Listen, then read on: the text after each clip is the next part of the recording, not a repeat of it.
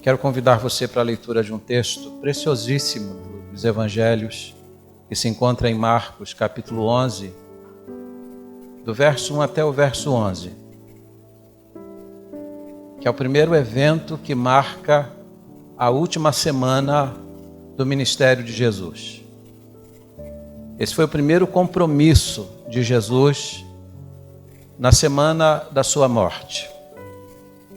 Marcos capítulo 11, verso 1 a 11 diz assim: Quando se aproximavam de Jerusalém, de Betfagé e Betânia, junto ao Monte das Oliveiras, enviou Jesus 2 dos seus discípulos e disse-lhes: Ide à aldeia que aí está diante de vós, e logo ao entrar, achareis preso um jumentinho, o qual ainda ninguém montou.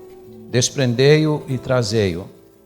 Se alguém vos perguntar por que fazeis isto, respondei: o Senhor precisa dele, e logo o mandará de volta para aqui. Então foram e acharam o jumentinho preso junto ao portão, do lado de fora, na rua, e o desprenderam. Alguns dos que ali estavam reclamaram: que fazeis soltando o jumentinho?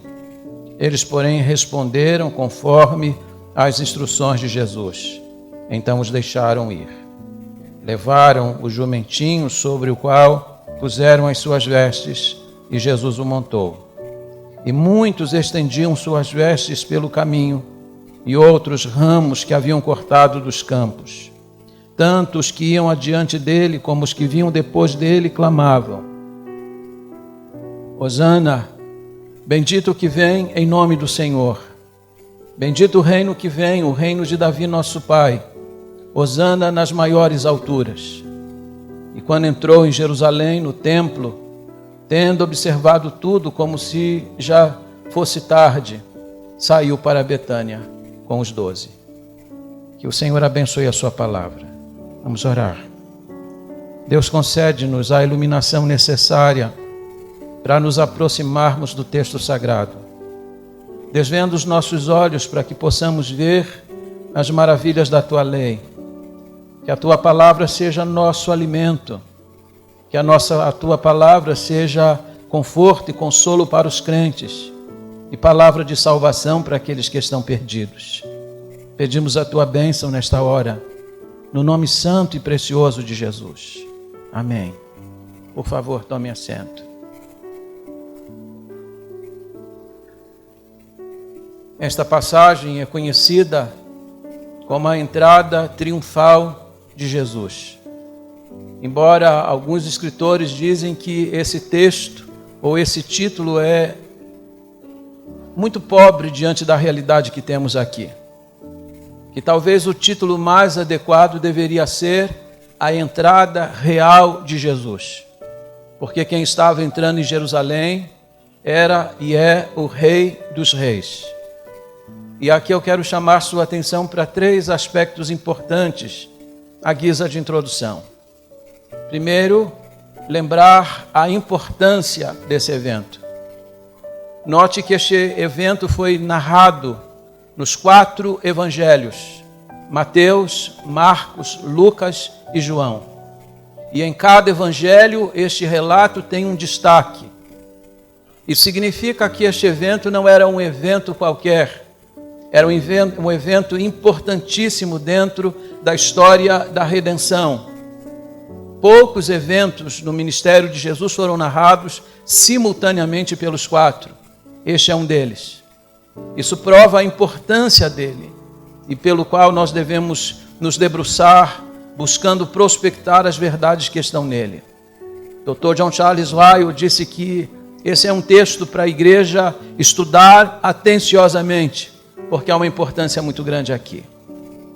Jesus não ia costumeiramente a Jerusalém.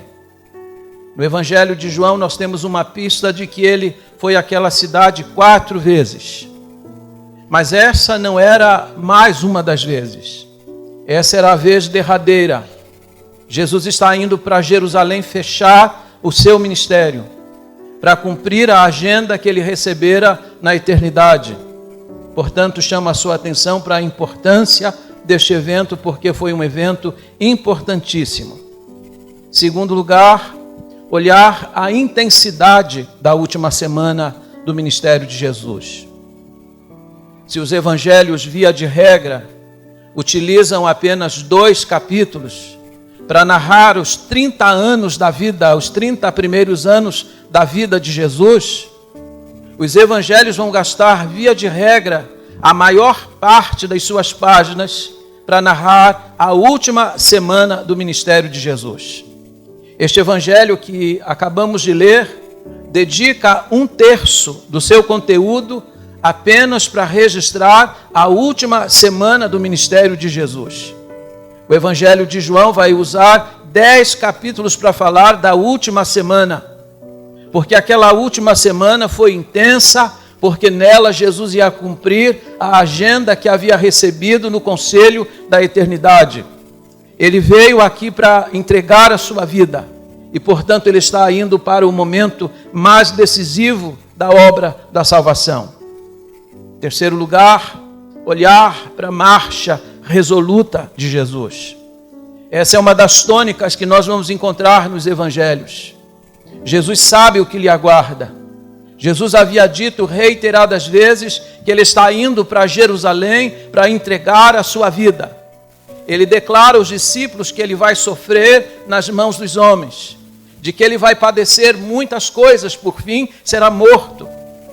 Nada lhe era oculto, ele sabia o que o aguardava, mas mesmo sabendo o que o aguardava, ele marchou resolutamente para Jerusalém. Ele marchou como um rei marcha para o dia da sua coroação. Ele não fica receoso, ele não fica indeciso, nem temeroso, ele não recua 1 milímetro. E é por isso que no texto de Mateus capítulo 18, ele diz que está decidido a ir a Jerusalém. Lucas vai dizer que quando ele se depara com os samaritanos, ele mostra no seu semblante a firme disposição de ir a Jerusalém. Porque ele marcha com tanta resolução e firmeza? Porque ele veio a este mundo dar a sua vida no Calvário. E esta hora que havia sido aprazada na eternidade havia chegado. E aqui então eu quero chamar sua atenção para o texto que lemos hoje à noite, para as lições que ele encerra diante dos nossos olhos. Primeiro, as lágrimas do Messias. Quem está entrando em Jerusalém é o Messias prometido, aquele de quem os profetas haviam falado há mais de 1000 anos. E ele está entrando em Jerusalém. Mas a primeira nota sobre este evento está em Lucas 19, versos 41 e 42. A Bíblia diz que ele está vindo da Galileia. Ele vai passar por Betânia, uma aldeia que estava 3 quilômetros apenas de Jerusalém. Em Betânia ele vai ressuscitar a Lázaro, que havia sido sepultado havia 4 dias. De Betânia ele vai para Betfagé, que significa casa do figo. Betfagé é uma cidade que está a 900 metros de altura. E de Betfagé é possível do alto olhar e ver a cidade de Jerusalém. Jesus está indo para Jerusalém, mas antes de entrar nela, ele a contempla do alto. E quando ele a contempla do alto, diz Lucas que ele começou a chorar. Diz a Bíblia que ele chorou sobre a cidade. Essa é a segunda vez nas Escrituras que a Bíblia diz claramente que Jesus estava chorando. A primeira vez que ele chorou foi diante do túmulo de Lázaro, mas aquele foi um choro comedido, quase que silencioso. Mas o choro que está descrito aqui foi um choro copioso. A ideia do texto bíblico é que ele abriu a sua boca. O seu coração estava cortado diante daquela cidade. E ele chora pelo menos por 2 motivos. Ele chora porque, embora está vindo para salvá-los, ele sabe que será rejeitado pela cidade. E ao ser rejeitado por ela, a cidade vai selar a sua condenação final. Ele chora também pela cidade, porque ele sabe o que lhe estava reservado. Ele foi rejeitado naquele dia, mas 40 anos depois, no ano 70, Tito Vespasiano com os seus vassalos cercaram a cidade e entrincheiraram a cidade por 143 dias. Ninguém entrava, ninguém saía. E ao final de 143 dias de cerco, a cidade foi invadida. 600 mil judeus foram mortos. A cidade foi pilhada, destruída, queimada. O templo foi profanado e derrubado. Jesus sabia o que ia acontecer com aquela cidade, exatamente porque essa cidade haveria de rejeitá-lo. Aquele que podia dar a paz seria rejeitado por ela. A vida seria oferecida, mas eles prefeririam a morte. Então, olhando para ela e conhecendo o futuro dela, diz a Bíblia que Jesus chorou. Essas são as lágrimas do Salvador, as lágrimas do Messias. Em segundo lugar, a recepção do Messias. Diz a Bíblia que quando Jesus finalmente entra na cidade, ele é recebido, ele é aclamado, ele é saudado com um cântico messiânico. A multidão está empolvorosa, a cidade está num grande alvoroço. E quando Mateus diz que a cidade ficou alvoroçada, ele está falando que era como se uma dinamite tivesse explodido. A cidade estava numa grande convulsão. Na verdade, Jesus estava sendo acompanhado por duas multidões. Uma que o acompanhava desde a Galileia, porque ele ali havia cumprido o seu ministério ao longo de 3 anos. Essa multidão o acompanhou. A outra multidão veio das cercanias. Afinal, Jesus havia ressuscitado a Lázaro. A história de um morto que havia sido colocado na sepultura por 4 dias e que havia sido chamado da morte havia se espalhado. De maneira que em Jerusalém, durante a festa da Páscoa, a pergunta era essa: quando é que ele vem? Será que ele vem? E então, quando anunciaram em Jerusalém que Jesus estava vindo, a multidão deixou a cidade e foi ao seu encontro. Flávio Josefo, historiador judeu, diz que naqueles dias em Jerusalém havia pelo menos 3 milhões de pessoas. Imagine o cortejo, imagine a saudação, aquela multidão agitada para saudar Jesus no caminho. E diz a Bíblia que eles estavam tão convencidos da sua realeza, que diz a Bíblia, eles cortaram galhos de palmeiras e forraram o chão, tiraram suas roupas sobressalentes e forraram o caminho por onde ele havia de passar. Hoje, quando vamos receber uma celebridade, uma autoridade, estendemos um tapete vermelho para que este possa passar sobre ele. Essa é a homenagem que está sendo dada a Jesus Cristo na sua entrada. E note que a multidão está cantando. Não canta uma canção qualquer. Está dizendo que ele é o bendito rei que vem. Ele está sendo saudado como Salvador. Porque eles cantam Hosana, e Hosana significa salvação já. Um eco ao Salmo 118, 25. Ó Senhor, salva-nos, salva-nos já. A grande questão é se a multidão tinha consciência desta salvação que canta. Porque Jesus vai perceber que há superficialidade nos lábios daqueles que estão cantando. Mas não podemos deixar de notar a calorosa recepção que lhe foi dada. A cidade de Jerusalém é gélida até os dias de hoje. Eu fui a Jerusalém e eu andei pelas ruas. Eu entrei no lugar onde está o muro ocidental, chamado por nós de Muro das Lamentações. A gente tenta cumprimentar os judeus, mas eles simplesmente não respondem, nem com o olhar, nem com o semblante. As únicas respostas que eu tive em Jerusalém foram de pessoas de outras nacionalidades que moram dentro de Jerusalém, inclusive os árabes. Mas não recebi nenhum olhar afetivo ou afetuoso de um judeu. Eles são frios. Eles são frios hoje e eram frios nos dias de Jesus. Mas Jesus conseguiu mexer com o coração deles, porque a cidade se tornou calorosa na sua recepção. Terceiro lugar, olha comigo, a adoração do Messias. Eles estão cantando um cântico. Eles estão adorando Jesus como Messias. E é curioso que durante seu ministério, todas as vezes que alguém tentava saudar o Senhor ou adorar o Senhor, ele resistia. Mas aqui, pela primeira vez, quando o seu nome é adorado e a sua pessoa é adorada, ele recebe a adoração. Aliás, na última semana, 2 vezes publicamente, Jesus vai ser adorado. Ele vai ser adorado no caminho de entrada da cidade e no dia seguinte ele vai ser adorado pelas crianças no templo. As crianças vão cantar Hosana ao filho de Davi. Jesus está sendo saudado como Messias. E aqui ele não resiste à adoração, ele permite a adoração. Numa forte evidência para nós de que de fato ele é Deus, porque só Deus merece ser adorado. Você pergunta por que será que Jesus não permitiu a adoração antes? Ele não permitiu a adoração porque sua hora não havia chegado. Ele não permitiu a adoração porque ele não queria provocar aquilo que aconteceu na última semana, sua morte. Ele sabia que essa hora ia chegar. E agora, diante dos olhos de todos, ele pode receber adoração, porque ele está vindo de fato como Salvador e Filho de Deus prometido. Em quarto lugar, além da adoração, olhe para a humildade do Messias. Como é que ele vem?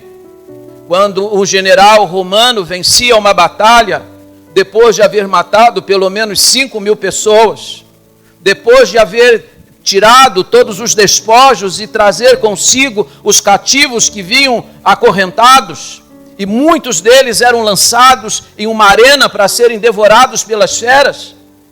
Quando o general romano vinha da guerra vitorioso, ele entrava na cidade, e então as ruas ficavam apinhadas de pessoas que gritavam o seu nome. Os sacerdotes iam adiante dele com seus incensários e iam então aspergindo o incenso.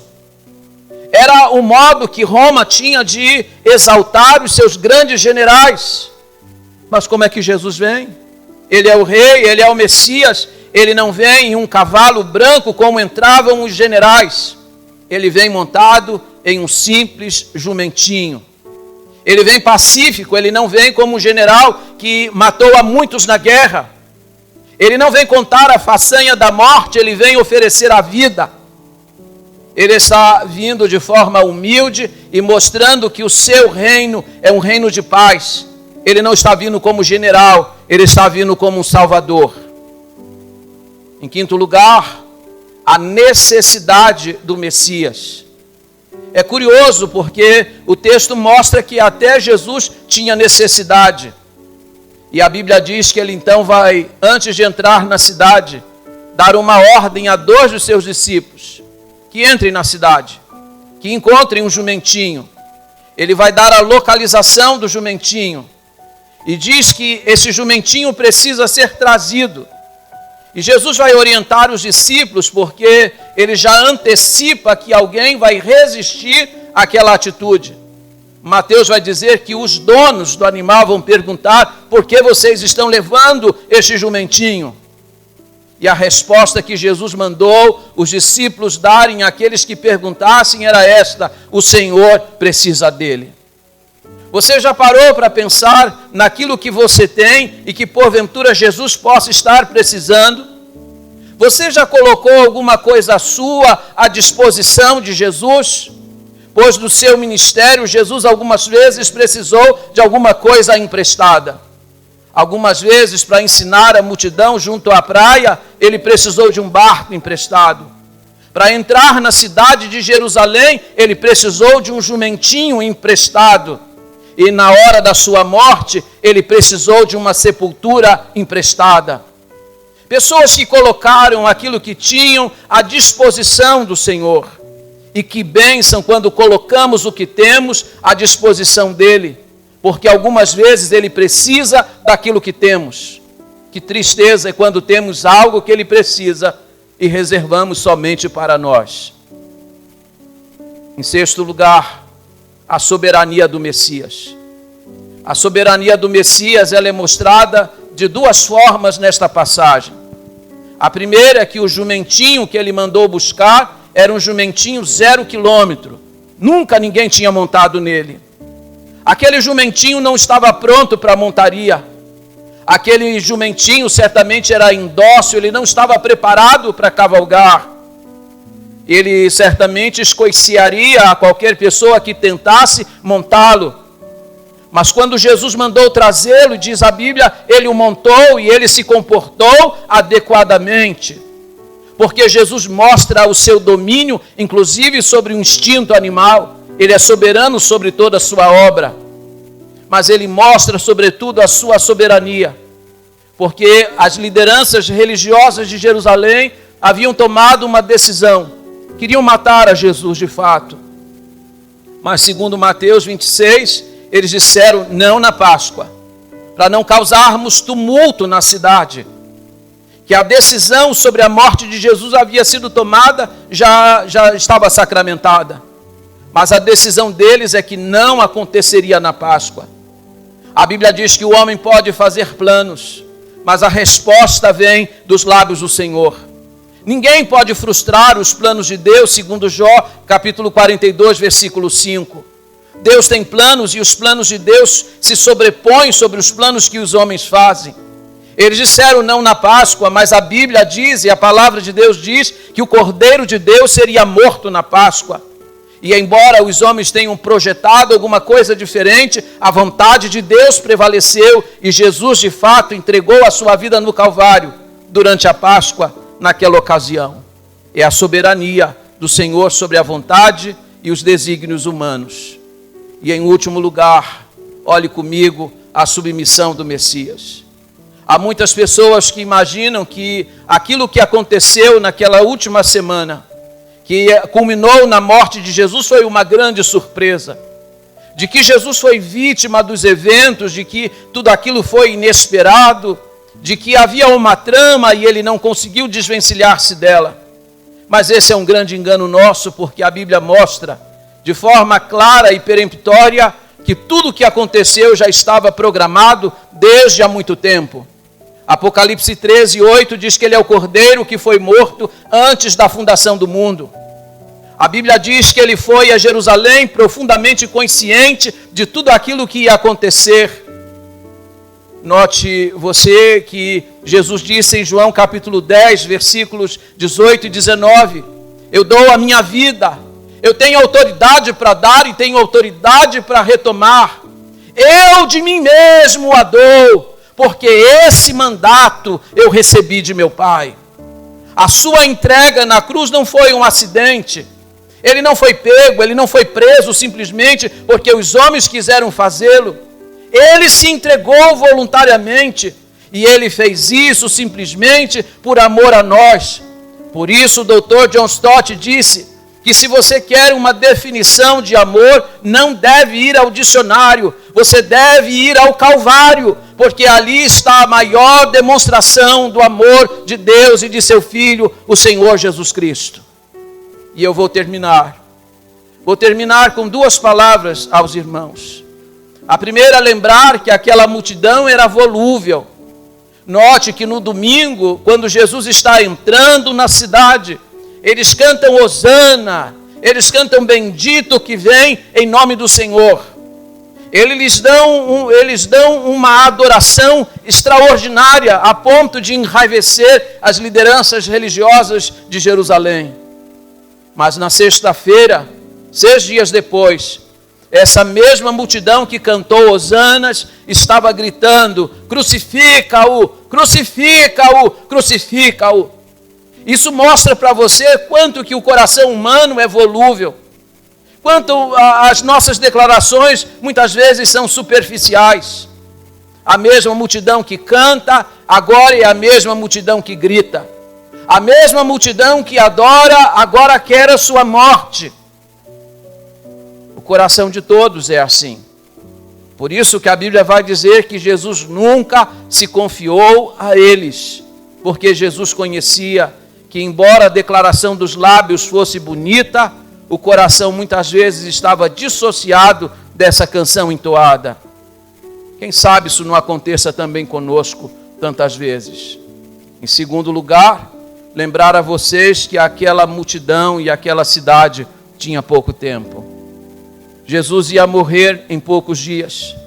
6 dias depois ele daria a sua vida no Calvário. Mas era preciso saber também que aquela era a última vez que Jesus ia a Jerusalém. Era preciso saber que aquela era a última oportunidade que eles estavam tendo de salvação. Mas o trágico dessa história, é por isso que Jesus chora, segundo Lucas 19. Ele disse: ah, Jerusalém, se tu soubesses. Ah, se tu soubesses sobre aquele que pode te dar a paz. Mas isso está oculto aos teus olhos. Eles não conseguiram ver a seriedade daquela hora. Eles não conseguiram mensurar a oportunidade que estavam recebendo naquela hora.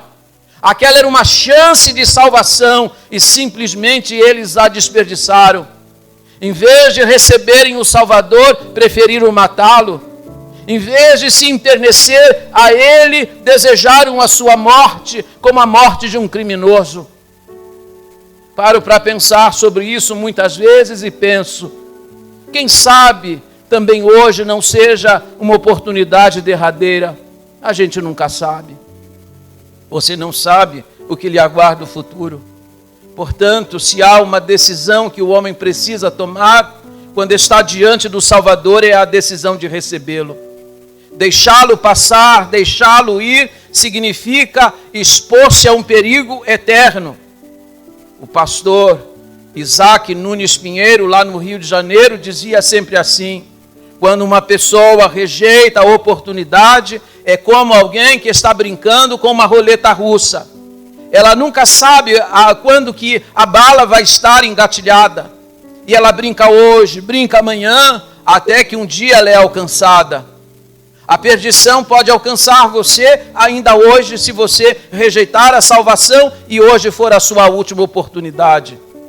Há muitos aqui neste auditório que já tiveram inúmeras oportunidades e talvez por isso estejam brincando com a eternidade. Julgam que podem tomar essa decisão na hora que desejarem e quiserem. Mas você não é senhor do tempo, você não é senhor da história, você não sabe o que pode acontecer amanhã. Portanto, a Bíblia diz que se você tem a oportunidade, deve entregar o seu coração hoje e agora. Essa é a oportunidade que a graça de Deus lhe dá. Essa é a oportunidade que você não pode deixar passar. O Senhor está lhe dando uma oportunidade, como deu aos moradores de Jerusalém. Pena é que eles a deixaram passar. E porque deixaram passar, o Salvador, que naquele dia apareceu diante deles como aquele que podia dar-lhes a paz, diz Apocalipse 19, que um dia eles o vão ver descendo, e ele não vai vir montado em um jumentinho. Diz João na sua visão que ele virá montado em um cavalo branco, e o seu nome será fiel e verdadeiro, e ele vem para julgar e pelejar contra eles. Se você rejeita o Salvador agora, se você fecha a porta do seu coração agora, se você o rejeita como Salvador, um dia você terá de enfrentá-lo como juiz, como aquele que peleja. Receba Jesus agora. Entregue o seu coração a Ele agora.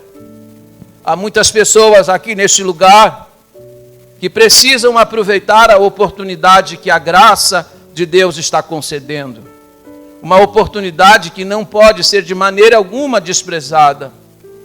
Eu quero perguntar aqui neste auditório, solene e corajosamente: há alguém aqui que ainda não é crente em Jesus Cristo e deseja hoje aproveitar esta bendita oportunidade de entregar verdadeiramente o seu coração a Jesus Cristo?